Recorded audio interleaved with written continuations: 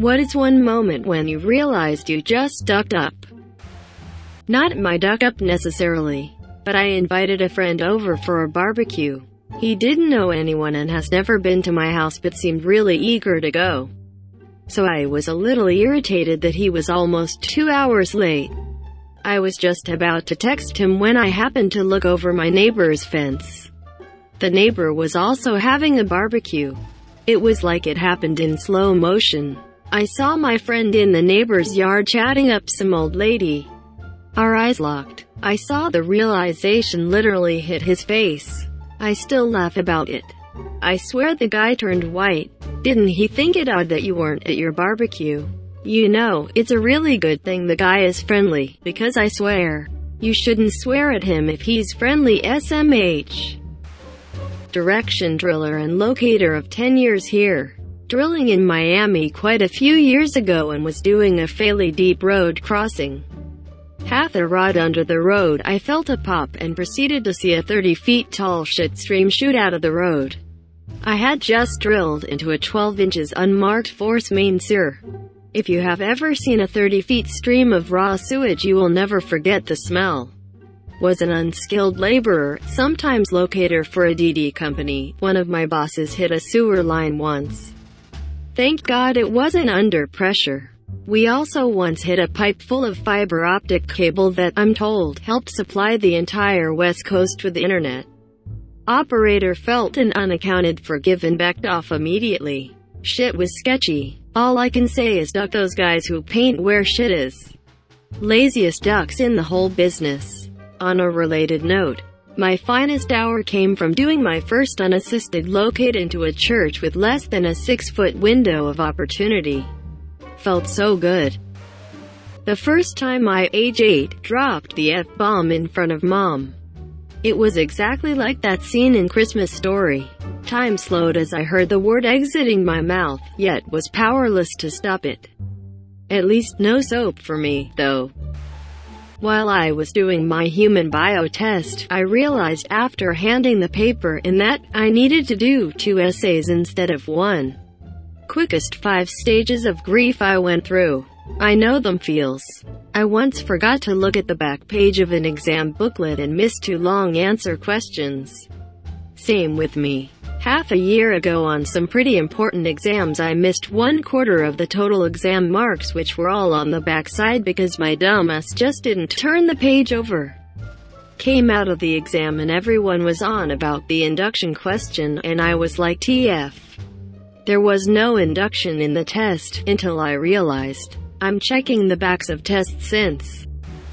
I pulled what I thought was my expired credit card out of my pocket and ran it through the shredder at work.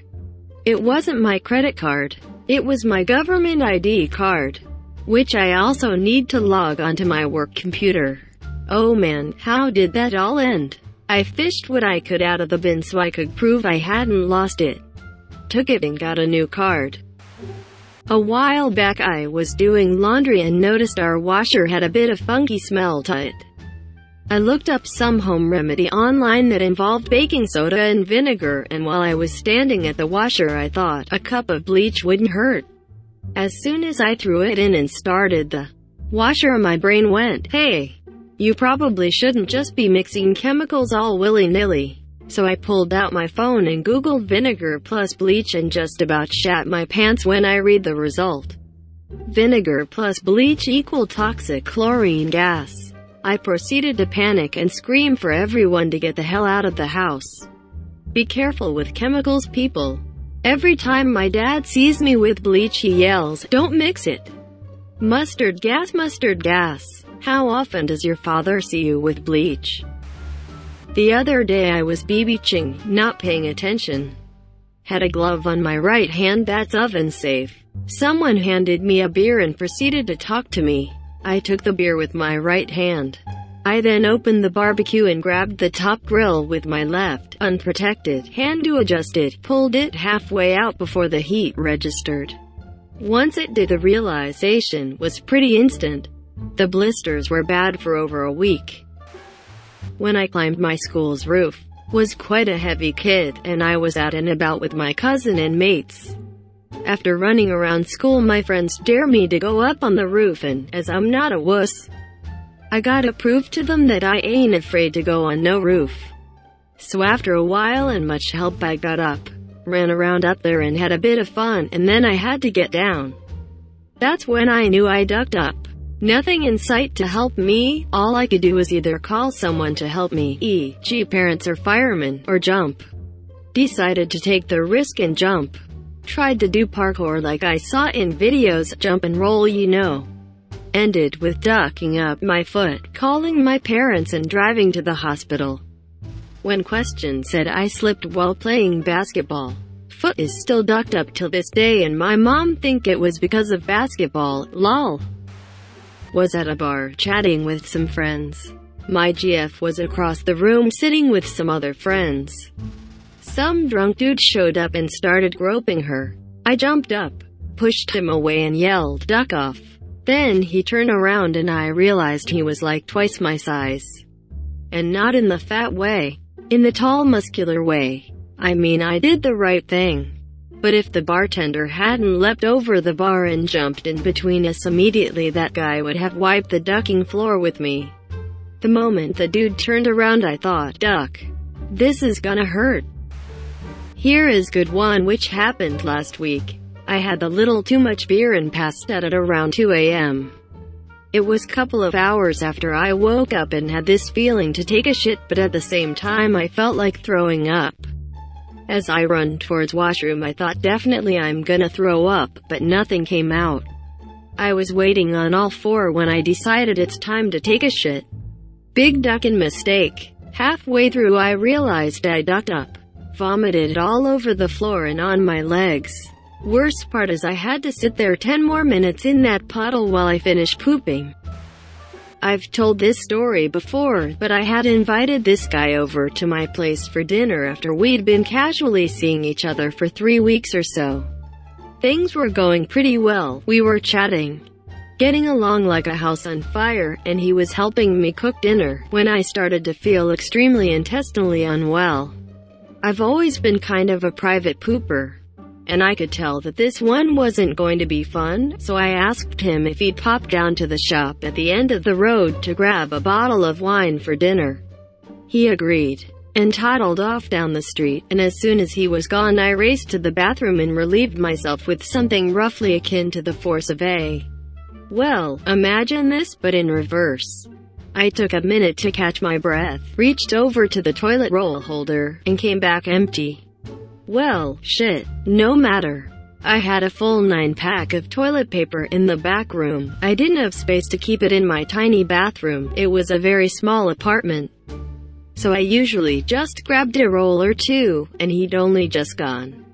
I had plenty of time. Cut to me, 30 seconds later.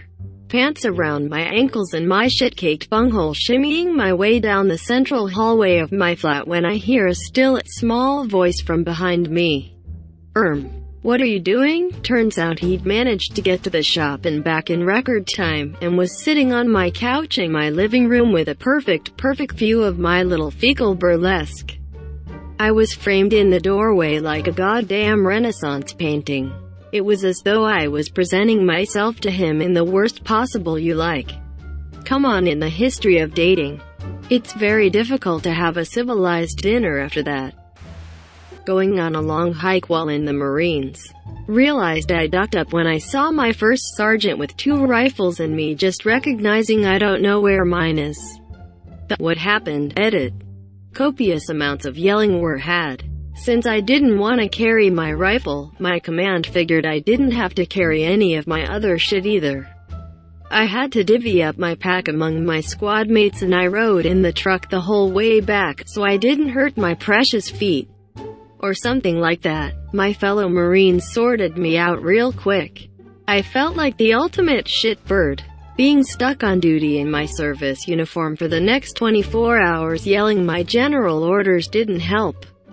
Still better than making everyone go back out into the field after the exercise to go search for a tripod.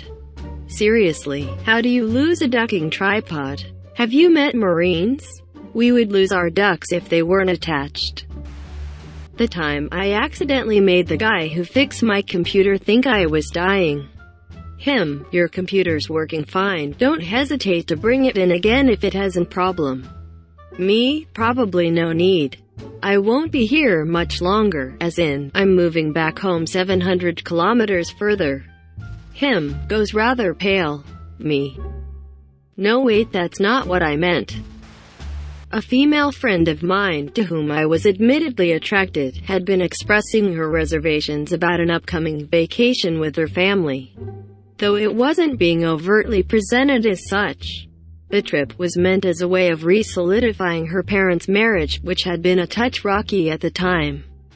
They would all be driving from San Francisco to Redding, which is a small town in the middle of absolutely nowhere in Northern California, where they'd stay at a bed and breakfast inn for a weekend before continuing northward for some unknown destination.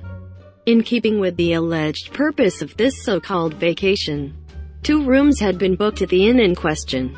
To her dismay, though, my friend discovered that her mother would be occupying 1 room, her father would have the other, and that she and her sister would each have to bunk with one of their parents.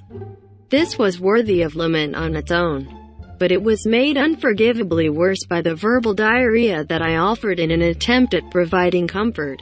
It won't be so bad, I told my friend. Your father will probably enjoy sleeping with you. A moment passed before I realized what I had said.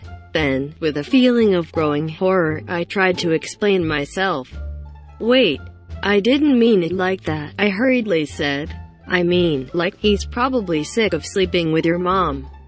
No, wait, I just mean that he wants to spend some quality time with his daughter.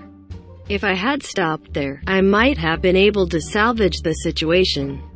But as it happened, I decided that the best course of action would be to keep talking. I can't say that I blame him, really. I'd love to sleep with you. She and I don't talk much these days. TLDR, implied incest, mocked mom, failed flirtation. Like and subscribe. Like and subscribe. Like and subscribe.